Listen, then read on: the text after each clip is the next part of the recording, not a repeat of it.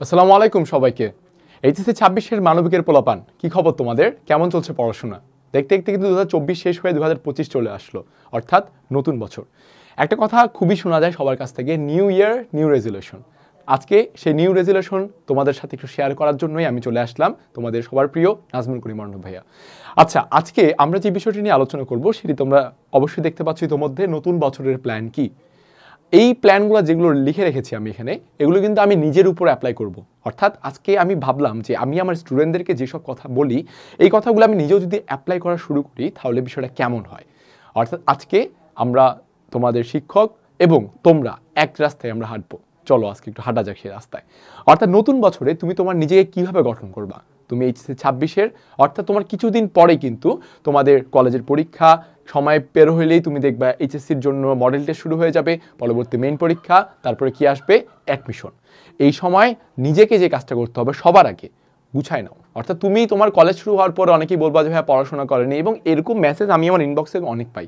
Two be very honest, অনেক সত্যি কথা, আমি আমার এরকম মেসেজ ইনবক্সে প্রচুর পাই, ভাইয়া আমার পড়ালেখা হচ্ছে না, সায়েন্স কমার্স থেকে আমি আর্টসে আসছি, আর্টসের সাবজেক্ট আমি বুঝতেছি না, ভাইয়া ইসলামিক ইতিহাস পড়তে গেলে আমি ইতিহাসে হারাই যাচ্ছি, পুরাতন প্রাচীন সময়ে চলে যাচ্ছে, আমি আবার 2024-এ আসতে পারছি না। তো নানান সমস্যা যা ছিল 2024-এ, ওইগুলোকে মাটি চাপা দিয়ে 2025-এ এসে নতুন একটা পদক্ষেপ নাও। তোমাদের চোখের সামনে আমি 5টি পয়েন্ট লিখে রাখছি, 5টি স্টেপ যদি তোমরা আমার পক্ষ থেকে দেওয়া যদি ফলো করো, এবং আসলেই যদি তোমরা ফলো করো মন থেকে, তাহলে ইনশাল্লাহ দেখবা এই বছরের শেষ হতে হতে, 25-এ শেষ হতে হতে নিজেকে তুমি নতুন করে আবিষ্কার করতে পারতেছো। দেখো, প্রথমেই দেওয়া রয়েছে নিজেকে গুছিয়ে নেওয়া। এটার অর্থ কি? এটার অর্থ হলো তোমার নিজেকে গুছাবা পড়াশোনার দিক থেকে মেনলি, পরবর্তী তোমার নিজের জীবনকেও।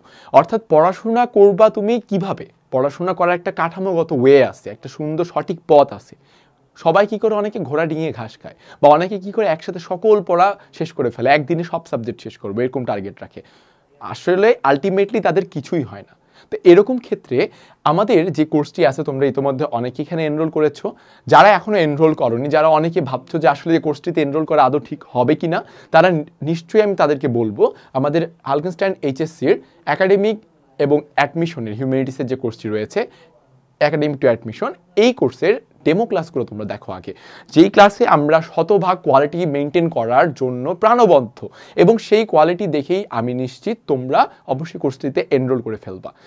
সেখানে তোমাদেরকে সুন্দর করে তোমাদের পড়াশোনাগুলো গুছিয়ে গুছিয়ে আমরা সেখানে বর্ণনা করেছি। অর্থাৎ একটি চ্যাপ্টারের কতটুকু তোমাদের পড়া উচিত, কতটুকু পড়া উচিত না, সকল কিছু আমাদের একাডেমিক থিওরি ক্লাসে সকল প্রকার তথ্য বিস্তারিতভাবে দেওয়া রয়েছে। এবং সবচাইতে ইন্টারেস্টিং যে বিষয়টি, সেটি হলো আমাদের প্রত্যেকটি কোর্সে বইয়ের প্রত্যেকটি সাবজেক্টের জন্য আমরা দাগানো বই রেখেছি। কি রেখেছি?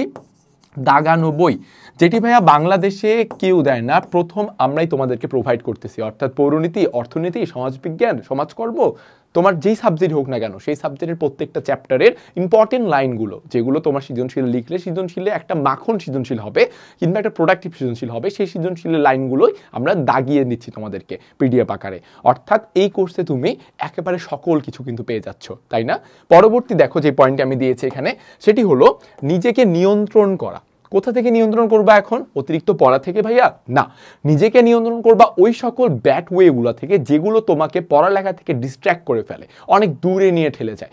দেখো, কথার কথা, তুমি তোমার মোবাইল ইউজ করবা just for doing the classes, আর আমাদের কোর্সের ক্লাস বা তোমার একটু হালকা বিনোদনের জন্য তুমি ব্যবহার করলা, সামাজিক যোগাযোগ মাধ্যমে থাকার জন্য। কিংবা এখন তুমি যদি এর বিপরীতে ভাইয়া পুরা সামাজিক যোগাযোগ মাধ্যমেই বেশিরভাগ সময় তোমার চলে যাচ্ছে, তোমার কি হবে আলটিমেটলি? 24 যেরকম তুমি নষ্ট করেছো কলেজে ওঠার পরপর, তেমনই কিন্তু 25 তোমার আলটিমেটলি নষ্ট হয়ে যাবে। কিংবা তোমার এমন কোনো যদি বন্ধু বান্ধব থেকে থাকে যারা পড়াশোনা করে না এবং তোমাকেও করতে দিচ্ছে না, অ্যাট দ্য সেম টাইম নানান রকম প্রলোভন, নানান রকম প্রস্তাব দিচ্ছে যে চল দোস্ত এখানে যে মামা ল ওইখানে ঘুরে আসি, না ভাইয়া দরকার নাই। কারণ তুমি নিজেকে নিয়ন্ত্রণ যদি করতে পারো, জাস্ট তুমি তোমার নিজের গড হয়ে যাও, দ্যাটস ইট। তুমি তোমার নিজের ড্যাড হয়ে যাও, নিজের গড হয়ে যাও। তুমি যদি নিজেকে কন্ট্রোল করতে পারো এবং নিজের সত্তাকে সঠিক পথে চালানোর মাধ্যমে তুমি যদি জীবন লিড করতে পারো, আই বেট ইউ, তুমি অবশ্যই ভালো করবা। এবং এই যে বছরটা নিউ ইয়ারের নিউ রেজুলেশন, যেটা আমি শুরুতে বললাম, এটা তোমার জন্য কিন্তু বেশ একটা ভালো আলোকপাত হবে, ঠিক আছে? তো পরবর্তী একটা বিষয় যেটা আসে আমাদের, যেটা আমি প্রত্যেকটা আমার ভিডিওতে প্রত্যেকটা ক্লাসে আমি বলে আসি, সেটা হলো মেক আ রুটিন। অর্থাৎ এই যে রুটিনের বানানোর যে কথাটা আমি তোমাদেরকে বারবার বলছি, এই রুটিনটা তৈরি করার মাধ্যমে তুমি অ্যাজ আ স্টুডেন্ট তোমার পরিচয় দিবা। অর্থাৎ তুমি বাইরেই থেকে কেউ যদি তোমার মেহমান তোমার রুমে আসে স্টাডিং টেবিল দেখার জন্য, স্টাডি টেবিল এসে দেখলো যে তোমার ওখানে একটা রুটিন টাঙানো আছে, বা তোমাকে সে লক্ষ্য করলো তোমার বাসায় থেকে তুমি একটা রুটিন ওয়াইজ কাজ করতেছো, এতটার দিকে উঠতেছো, তুমি পড়ালেখা করতেছো, খেলতে যাচ্ছ, নামাজ পড়তেছো, বা তোমার ধর্মের ইবাদত করতেছো, এবং এর পাশাপাশি তোমার বিনোদনের জন্য তুমি একটা সময় বের করে রেখেছো। যখন এভাবে দেখবে অবশ্যই সে তোমাকে কিন্তু এসে প্রশ্ন করবে যে আপনি বা তুমি এত কাজগুলো টাইম ওয়াইজ ক্লিয়ার করতেছো। দেন তুমি তাকে বলবা ভাই আমার একটা রুটিন আছে। এই যে রুটিনটা আমরা সবাই জানি ভাইয়াপুরা, যে রুটিন বানানো হয়, routine is made to B broken, এটাকে ভাঙার জন্য কিন্তু রুটিন তৈরি করা হয়। বাট আমি তোমাদের সকলের প্রতি অনুরোধ করতেছি, যেহেতু তোমরা এইচএসসি 26 এবং তোমাদের এইচএসসি 26 হওয়ার কারণে তোমাদের কিন্তু সময় খুবই ঘনিয়ে আসছে, সময় কিন্তু কারোর জন্য থেমে থাকে না, এটা একদম মাথায় রাখতে হবে আপনাদেরকে, ঠিক আছে? তো আমাদের একাডেমিক টু অ্যাডমিশন কোর্সে তোমাদের একটা সুন্দর কার্যকর রুটিন দেওয়া আছে, এবং এর পাশাপাশি এই রুটিনে যে জিনিসটা তোমাদের সবচেয়ে বেশি কাজে লাগবে সেই বিষয়টা হলো লেকচার শিট প্লাস সাজেশন। ঠিক আছে, লেকচার শিট প্লাস সাজেশন, অর্থাৎ রুটিন যখন বানাবা, পড়াগুলোকে যদি তুমি দ্রুত সময় শেষ করতে চাও, আমাদের লেকচার শিট প্লাস সাজেশনে যেই তথ্যগুলো বা যেই বিষয়গুলোর উপর সাজেশন দেওয়া রয়েছে, সেই বিষয়গুলো তোমরা যদি পয়েন্ট টু পয়েন্ট পড়তে পারো, পড়া শেষ করতে পারো, তবেই কিন্তু তুমি একটা ভালো ফলাফল করতে পারবা। তোমাকে এক ঢালা পড়তে হবে না, ইতিহাস বই সব পড়ে যাবো না ভাইয়া, দরকার নেই পড়ার, just follow our suggestion, follow our lecture sheet, that will be enough for you. Okay, তো পরবর্তী দেখো আমরা যেটা আমি বিশ্বাস করি ব্যক্তিগতভাবে, এবং সকলের প্রতি এটা আমার অনুরোধ থাকবে, এই বছর যত পারো ভাই, যত পারো, যতটা পারো নিজের নিজ ধর্মের ইবাদতটা করো ভাই। কারণ আল্লাহ তাআলা আমাদেরকে দুনিয়ায় পাঠিয়েছেন, ঠিক আছে, বা আমাদের সৃষ্টিকর্তা আমাদেরকে দুনিয়ায় পাঠিয়েছেন। তো এই যে আমাদেরকে ওনারা দুনিয়ায় পাঠাইছেন, উনি এই দুনিয়া পাঠানোর পর আমরা যদি তার প্রতি আমাদের কর্তব্য কোনো না দেখে, আমাদের রেসপন্সিবিলিটি না থাকে, তার প্রতি যদি আমি ইবাদত না করি, কোনো উত্তর যদি না দিই, রেসপন্স না করি, তাহলে বিষয়টা কি হবে? আদৌ কি সম্ভব? সম্ভব না। তুমি তোমার দিক থেকে পরিশ্রম করো, শ্রম বাড়ায় যাও, সৃষ্টিকর্তা তোমাকে অবশ্যই দিবে, তুমি যা চাও তাই দিবে। ঠিক আছে, তুমি যদি সঠিকভাবে ধর্মীয় ইবাদত করো, প্লাস পাশাপাশি একদম সম্পূর্ণরূপে একটা সাজানো গোছানো ওয়েতে তুমি পড়াশোনা করতেছো, প্লাস কি করতেছো, ধর্মীয় ইবাদত করতেছো, ট্রাস্ট মি ভাই, ট্রাস্ট মি, এই জিনিসটা তুমি পারবা। এবং আমিও ইনশাল্লাহ এই বছর নিজের উপর এটা অ্যাপ্লাই করার আপ্রাণ চেষ্টা করব, কেননা শুরুতে আমি বললাম এবার তোমাদের সাথে আমিও হাঁটবো একই রাস্তায়, এটাই আমার কিন্তু মাথায় পরিকল্পনা চলতেছে। ঠিক আছে, পরবর্তী যে জিনিসটা one of the most important, আমি বলবো ওয়ান অফ দ্য না মোস্ট ইম্পর্টেন্ট থিং, সেটা হইলো বেশি বেশি এক্সাম দেওয়া। নিজে বেশি বেশি এক্সাম দেওয়ার মাধ্যমে কি হয় জানো? নিজেকে বলো দেখি তোমরা, কি হয়? নিজেকে যাচাই করা যায়। বুঝতে পেরেছো?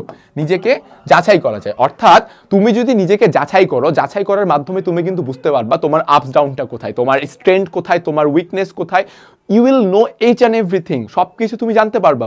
ওকে, সো আমাদের এই যে কোর্সের কথা আমি শুরুতে বললাম, এখানে একটা জিনিস তোমরা অবশ্যই দেখতে পাচ্ছ, এখানে 120 প্লাস এক্সাম আছে, 120 plus exam, can you imagine? হিউম্যানিটিসের সেক্টরে বাংলাদেশে, যেখানে মানবিকের ছাত্রদেরকে কোনো ভালো নজরে দেখে না, বলে যে কিসে পড়ো, আসছে, আরে তুমি তো তাহলে মনে হয় লো লেভেলের স্টুডেন্ট। বাট ভাই, এই লো লেভেলের স্টুডেন্টগুলাই কিন্তু একসময় বিসিএস কমপ্লিট করে, এবং তারা দেশের এই আমলাতে যায়, আমলার জগতে কিংবা সচিবালয়ে বড় বড় পদে আছে তারা। ওকে, সো এই যে এই বিষয়গুলো তোমাদেরকে কন্ট্রোল করতে হবে, দেখতে হবে, বুঝতে হবে, দরকার নেই মানুষের কথা শোনার। ঠিক আছে, তুমি আমাদের কোর্সে এনরোল করো, এখানে তোমাদের এক্সাম দেওয়ার মাধ্যমে নিজেকে যাচাই করতে পারতেছো, লেকচার শিট রয়েছে, সাজেশন রয়েছে, থিওরি বিস্তারিত ক্লাস রয়েছে, সব কিছু মিলিয়ে তোমার প্রিপারেশনটাকে তুমি মজবুত করতে পারতেছো। তাই এই বছর 2025-এ নতুন বছরের নতুন প্ল্যান সবাই করে, হয় না আলটিমেটলি, রাইট? হয় না, 6 মাস পর দেখবো ফেসবুকে দেখা যাচ্ছে successfully wasted 6 months, right? 4 months to go, এরকম একটা অবস্থা। বাট না, তোমাদের এটা করা যাবে না। যারা ওরকম পোস্ট করে, যারা করে, তারা হচ্ছে উদাসীন, বাপের প্রচুর টাকা, অঢেল টাকা ভাই।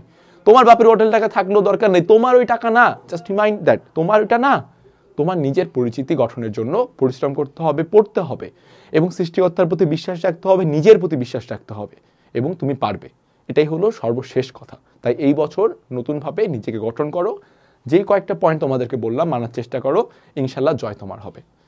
ধন্যবাদ সবাইকে।